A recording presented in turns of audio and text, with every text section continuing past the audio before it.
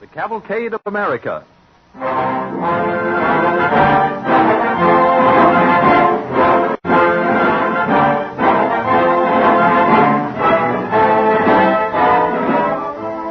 For more than 130 years, almost as long as this nation has lived, the name of DuPont has been associated with this country's progress. So it seems appropriate that DuPont should have the privilege of presenting this series of episodes, taken truthfully from American history, to remind us that from the earliest days to the present time, the American people has stood for the staunch and simple qualities that form our heritage.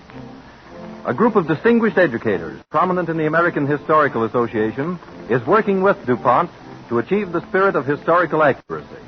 Today as ever, America is filled with faith in the future and courage to move ahead. You see it all around you, in homes, shops, factories, laboratories. DuPont sees it in the tireless research of its chemists, working to discover and create useful materials and products that make life happier and safer. It is the hope of DuPont that these stories from the pages of our country's history will awaken in the Americans of today a renewed pride in the Americans who went before us, in the Cavalcade of America.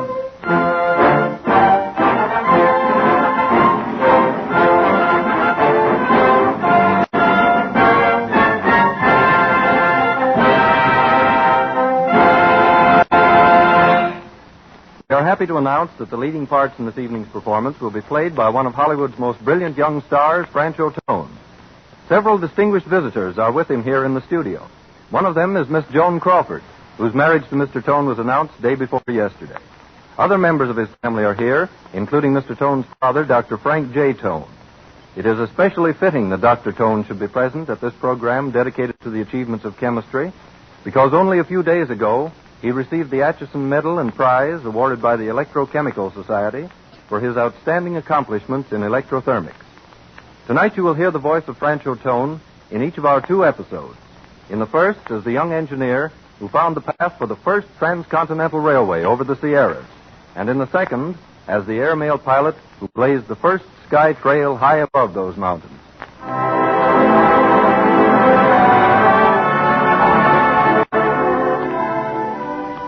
As the American Cavalcade passes in review tonight, we set our stage for the year 1860 with some melodies that were familiar to the unsung heroes who won for us the glamorous West.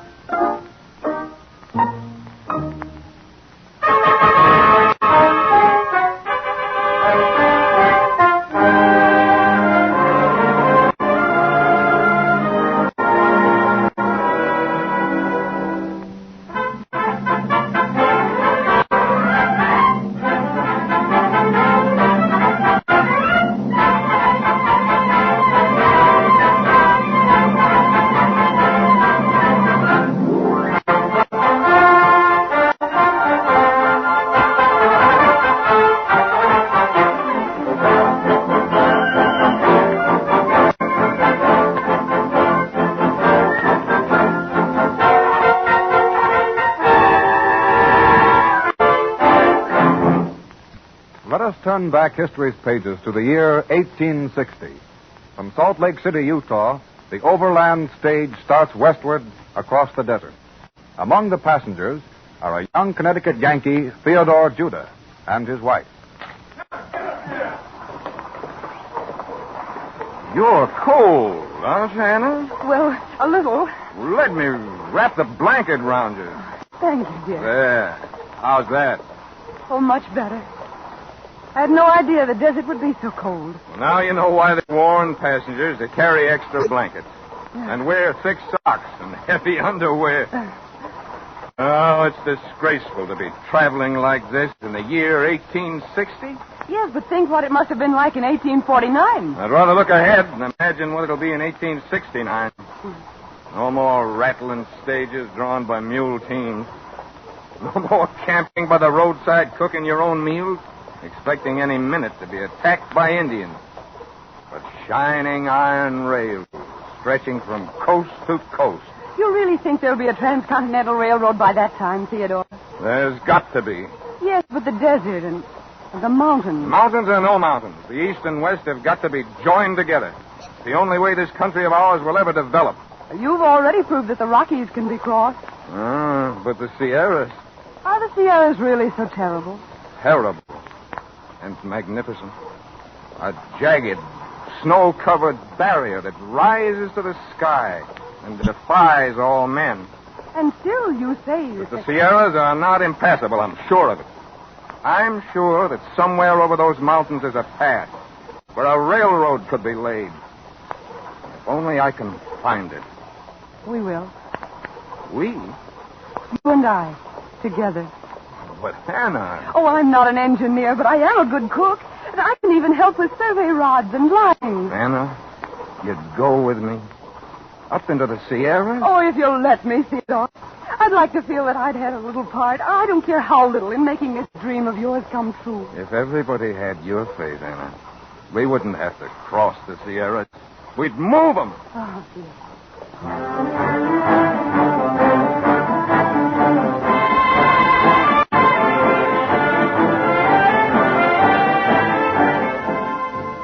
In the city of Sacramento, in that same year of 1860, was a hardware store run by two merchants, Collis P. Huntington and Mark Hopkins.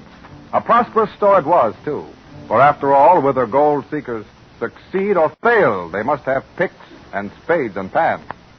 Into this store one day comes Theodore Judah. Mr. Huntington? Yes.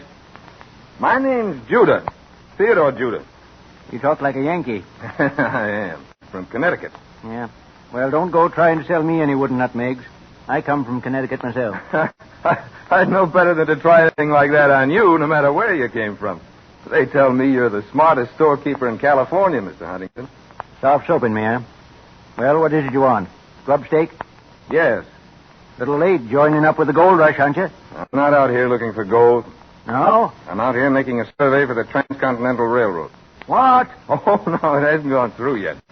It's still just a dream in men's minds.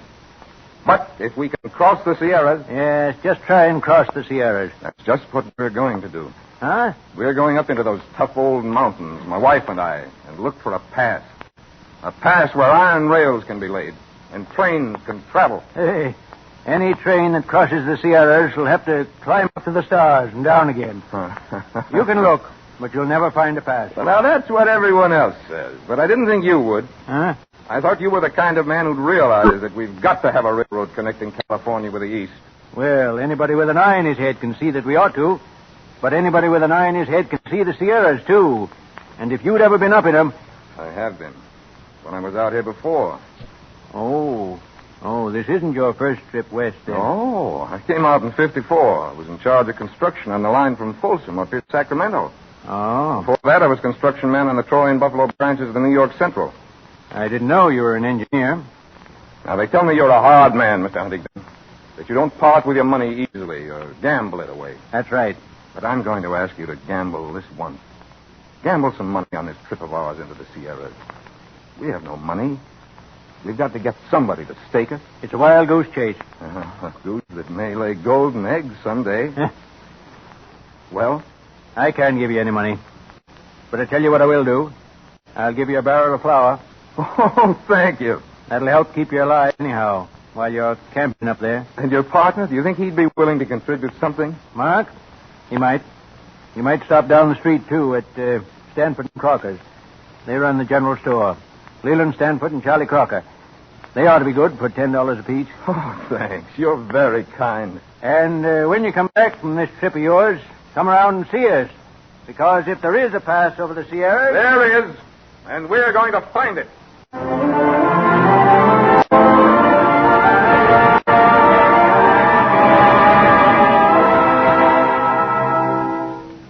Huntington was as good as his word. Stanford, Hopkins, and Crocker each contributed, stirred by the vision of the young engineer. Eastward and upward, the Connecticut Yankee and his gallant little wife worked their way, higher and higher into the grim Sierras.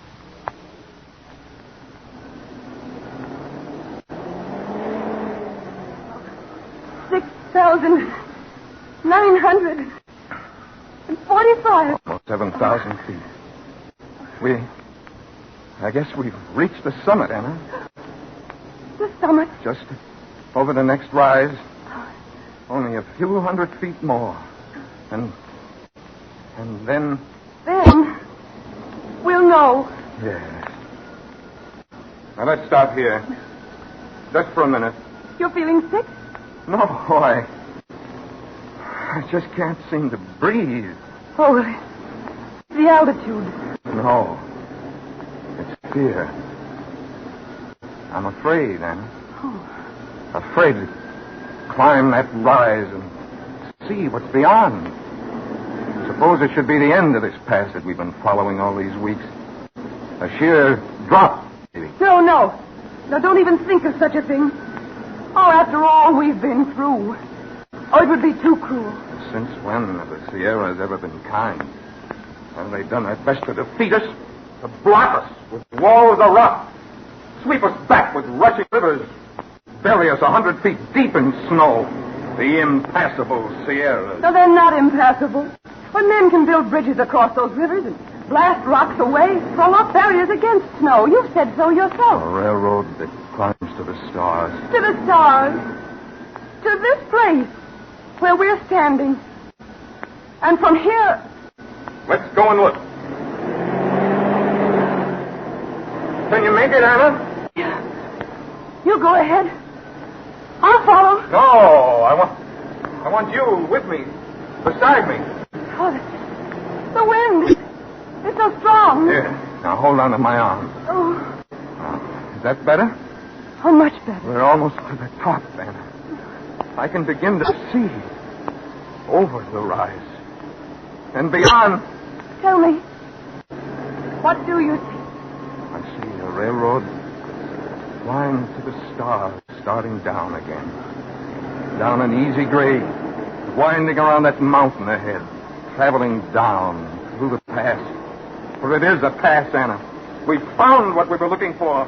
The pass through the Sierras. The pass for the first railroad across America.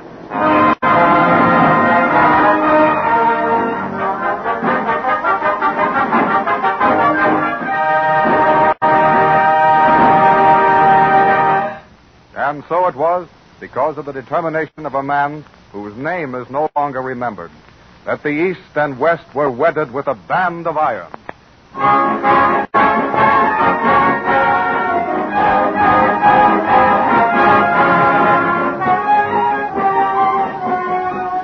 But as the American cavalcade moved onward, the people became restless for greater speed, for faster communication between the Atlantic and Pacific. The tempo of America quickened, and this faster pace is reflected in the music of our modern day.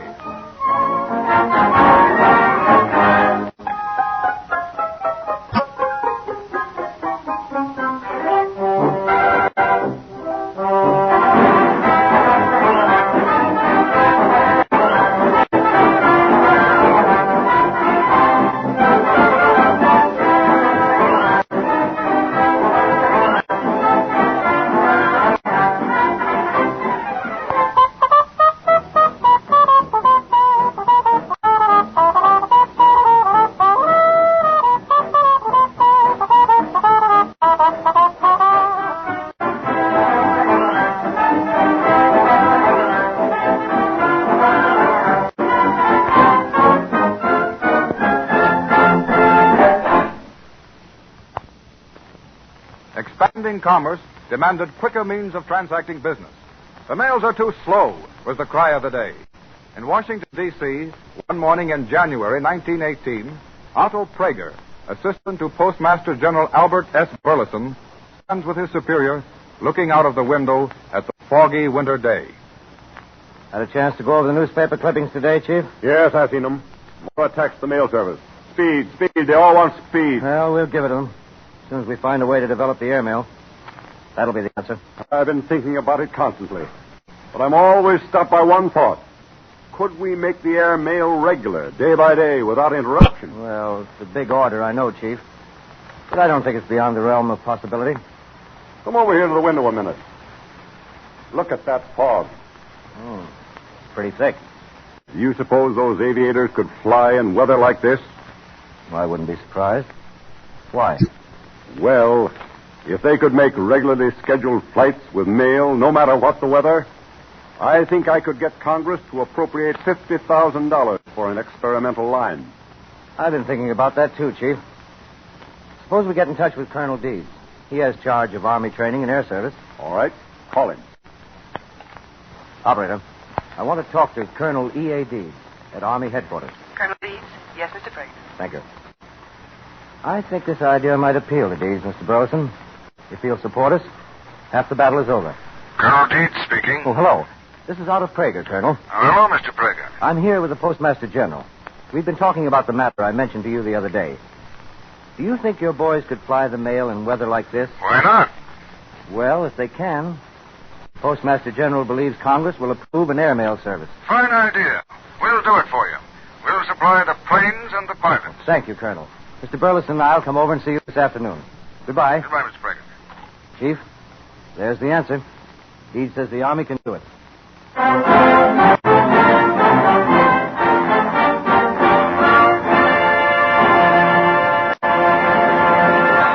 Thus, in 1918, the airmail service was scheduled to begin with the first route between Washington and New York. One day in May, Washington correspondents and cameramen hurried to Potomac Park. All officialdom is there. The band playing Hail to the Chief.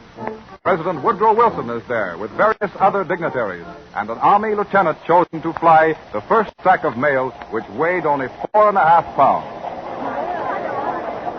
You all set, Lieutenant? Anytime the word is given, Mr. Prager. Will you give the signal, Mr. President?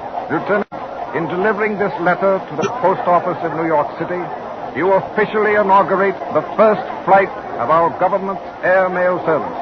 I wish you luck and Godspeed. Hey, we have a picture, Mr. President. Hold it a moment, please. All right, boys, all right. Don't keep us too long, please. Just remember that the mail is supposed to be delivered on time. Okay, thank you. We've got it. All right, Lieutenant. Time to go. Very well, sir. I'm on my way.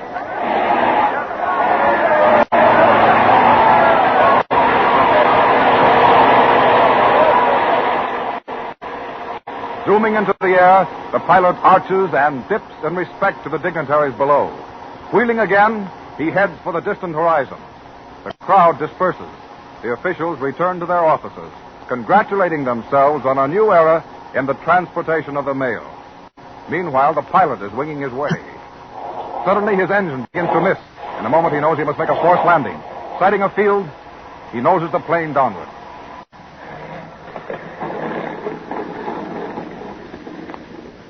What in the world is this fella doing in my field? Hi! What's the idea of landing in my field? Sorry, it couldn't be helped. Had engine trouble. Well, what are you doing over this way? I don't see many of you fellas over my place. This is the first official airmail flight from Washington to New York. New York, eh? Are you going by way of the South Pole? What do you mean, South Pole? Well, I'm sorry to tell you, mister, but you're in Maryland. You're just 25 miles southeast of Washington.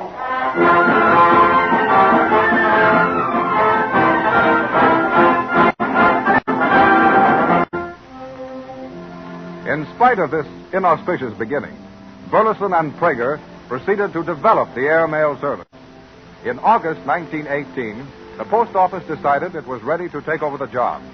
It encountered trouble at every turn. The climax came one day in Belmont Park, New York, when pilots, looking at storm clouds, refused to leave the ground. His appeal to get the mail through falling on deaf ears, the superintendent wired Prager in Washington. Otto Prager, Office of Postmaster General, Washington. Mail's not leaving today. Weather bad. No visibility. Signed, Superintendent, Belmont Park. Superintendent of Airmail, Belmont Park, New York. Visibility unnecessary. Fly by compass. The mail must go. Signed, Prager.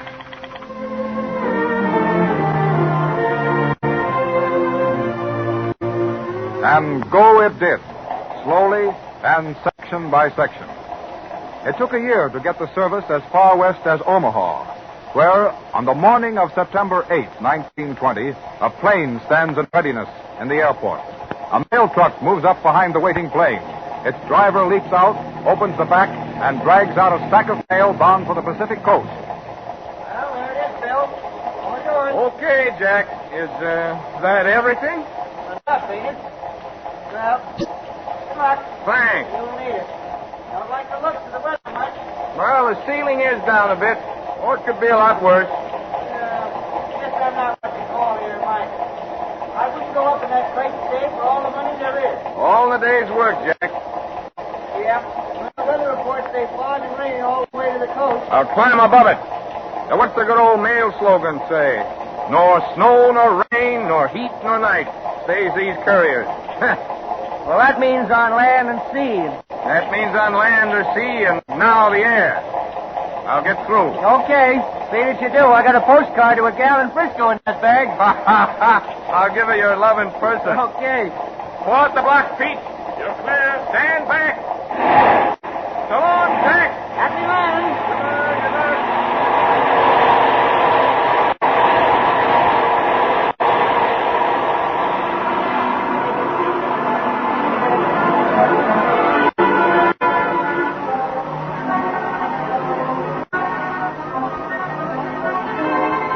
Into the dark skies, the plane zooms toward the western horizon.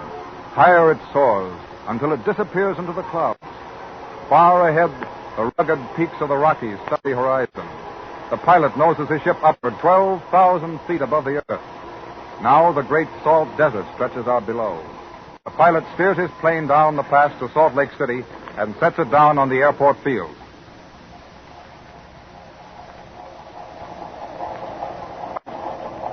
You're late.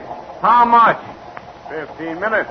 Well, I was flying around looking for a hole in the ceiling. Strong headwind. How's the weather? Oh, not bad. What's the report from the west? Not so good from here on. Fog, rain, and snow in the Sierras. Just got a call from headquarters. You don't need to go on. What do you mean? No definite orders for you to continue. It's a volunteer job. Oh. Well, I've gone this far. I'll go the rest of the way. Hurry up with the refueling while I stretch a little.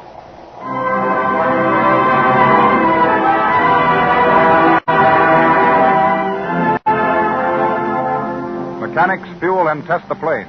In a few minutes, it is ready. Up it soars again into the western sky. Fog and clouds close in. Only the compass to steer by now. Darkness settles down as the pilot pushes on, alone. Come on, you old crate. Climb. Climb. 12. 15. Oh, 15,000, Doctor. What's a mistake? Oh, Lord, but I'm sleepy. I feel as if I'd been up here for days. I wonder what time it is. Say, has this watch stopped? It must be later than that. Oh, stop it. Stop it, you fool. You can't fall asleep. Keep talking to yourself. Talk to yourself. Ah, it's cold. I never felt so cold in my life. I'd have ice forms in the wings. I'm through. Maybe I'm through anyway. Where this watch is going? I ought to be somewhere near Frisco. Maybe I've passed it and I'm out over the ocean. Well, they warned me. I volunteered. Can't blame anyone but myself. If I go west, it's my own funeral. Ah, that's no way to talk. No snow, no rain, no heat, no fog. I've got to get down. See where I am. It's my only chance. Got to get down. Take him up. Wake up! Wake up, I tell you. Got to get down. Got to get down. Down.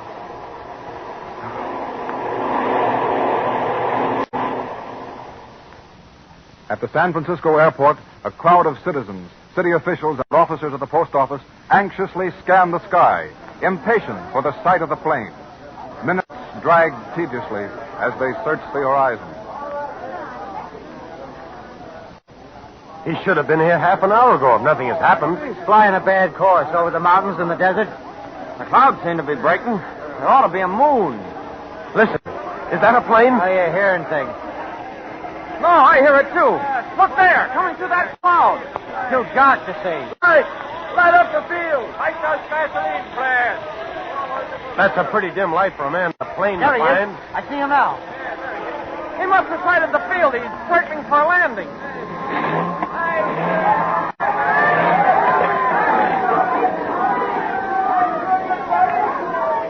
He's made it.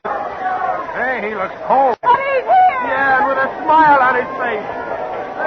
Well, I got him. Any trouble up there? Anything wrong? Not a thing. Just a little chilly. Hey, here's your mail.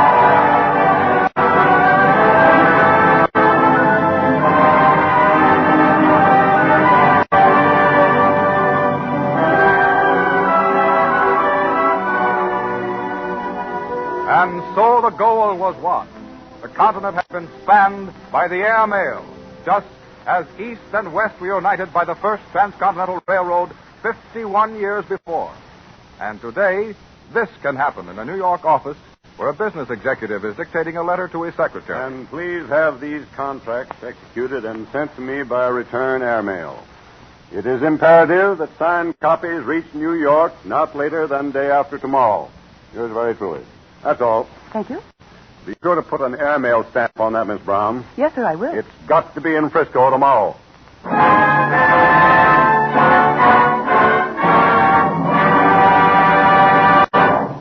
How simple it all seems today, when 3,000 miles is only an overnight journey. To those who made it possible, who blazed our trails on land and in the air, we salute them, unsung heroes of the Cavalcade of America.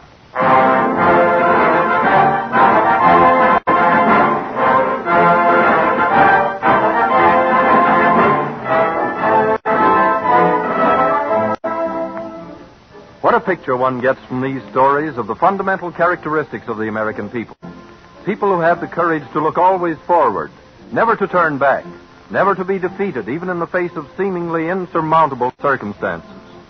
Those stalwart Americans passed on to us their traditions, their spirit and courage. And in every walk of life in this year, 1935, Americans are doing their part to carry on. But today, instead of striving to span the continent, new achievements are being won in agriculture, engineering, medicine, chemistry, and in other pursuits of life. It's said that we live in the age of chemistry, and it's true that life is being made easier and happier from year to year because research chemists, like the pioneers of American history, are constantly looking ahead, solving the riddles of nature.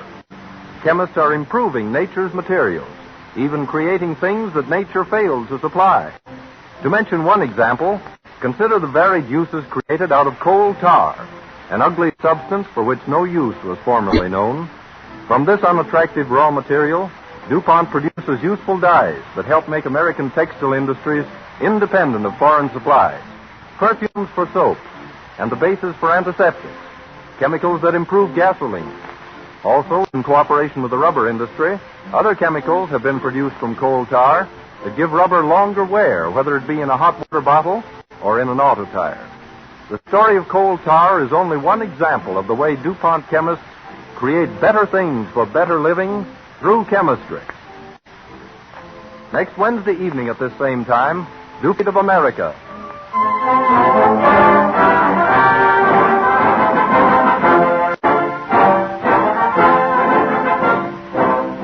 the Columbia Broadcasting System.